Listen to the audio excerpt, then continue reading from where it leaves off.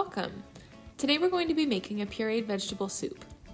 This recipe is a very good one to have in your repertoire because you can make just about any kind of soup with it, and it's pretty darn easy to make.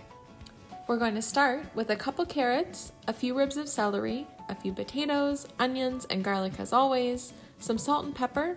I've put together a few extra spices for this one, so feel free to use whatever spices you like.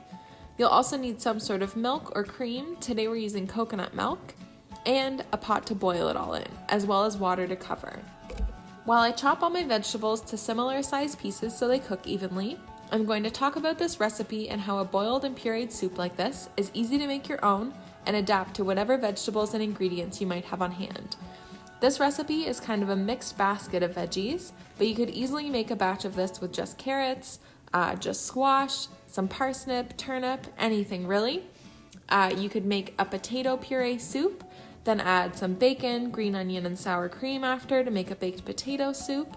This recipe is super easy to adapt to whatever you have on hand, so you can get creative with it and tailor it to tastes that you like. It's also another one that you pretty much just set and forget while it's cooking. It doesn't have to be an all-day event for a delicious outcome.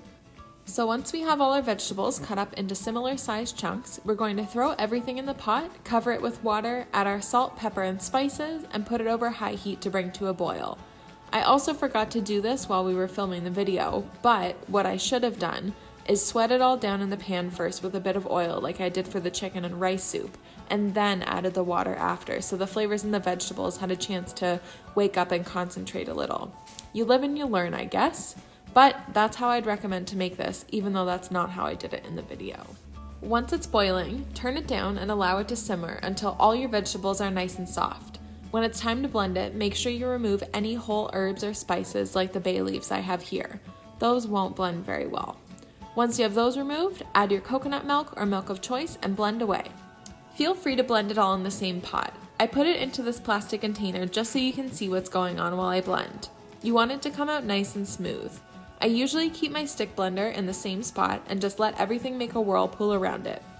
Then once it's mostly all broken down and pureed, I'll start to move it around more to try and catch any chunks that might still be in there. If you wanted to put this back on the stove and add some other ingredients or mix-ins, now would be the time. If not, throw her into a bowl, maybe with a slice of bread or a dinner roll, and enjoy.